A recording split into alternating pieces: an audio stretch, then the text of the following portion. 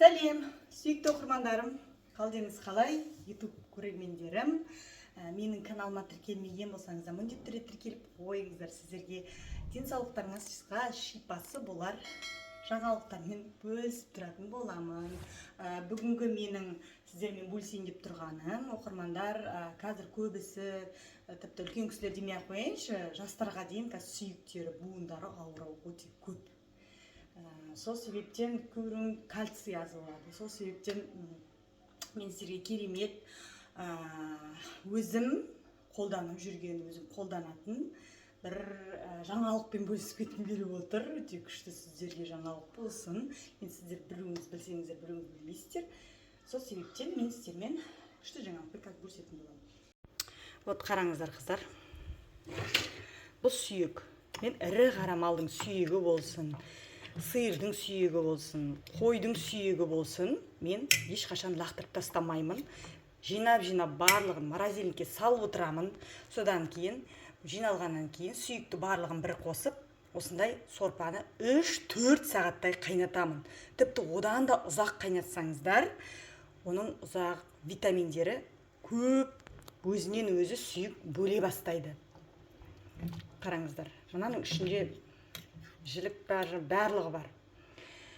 Енді бұны ішкен адам енді сүйек ауруынан құтылады, яғни буындарыңыз ауырса, сырқыраса, кальций жетіспегендіктен осының барлығы содан ауыратын боласыздар. Егер сіздер осыны ішетін болсаңыздар, міндетті түрде жазылатын боласыздар. Бұны менден Китайда, например, керемет қолданады осыны. Кореяда олар біледі ғой барлығын, және де өзіңізді жас көрінесіздер. Міндетті түрде осыны жасап, ішіңіздер сорпаны, балдарыңызға беріңіздер. Корея, Қытай халқы осыны көп қолданады. Мынандай сүйектерді бұлар лақтырмайды. Біздер айтады, итке лақтырамыз ғой, жоқ, олай болмайды. Біздер де үйренейік, ішейік, лақтырмайық. Осылай қайнатып, бұр қайнайды. Бұл қоюланады. Әппақ болады сорпа. Сол кезде действительно витаминный сорпа болып шығады. Сол кезде уже ішесіздер. Ем болсын, ауырмаңыздар. Давленияларыңыз орнына келеді.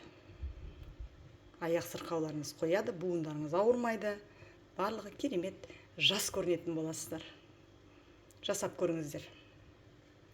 Менің каналыма тіркелмеген болсаңыз, міндетті тіркеліп қойыңыздаршы. Қараңыздар, оқырмандар, көрермендер, осындай аппақ сорпа болғанша қайнатасыздар. Міне. Бұл әбден уже көп қайнады, где-то бір 4 сағаттан артық қайнаттым. Енді бұл сүйекті лақтырып тастауға болады, болды, ештеңе салған жоқ. Осындай аппақ сорпа болғанша қайнатасыздар. Бұл аппақ сорпадан керемет осындай. Көрдіңіздер ғой? Осындай керемет витаминный сорпа болып шығады. Өте дәмді. Ішіп көріңіздер, бұрыш салып ішіп алыңыздар. Балдарға беріңіздер, есте сақтау қабілеттері жақсы болады, сүйектеріне жақсы балдардың.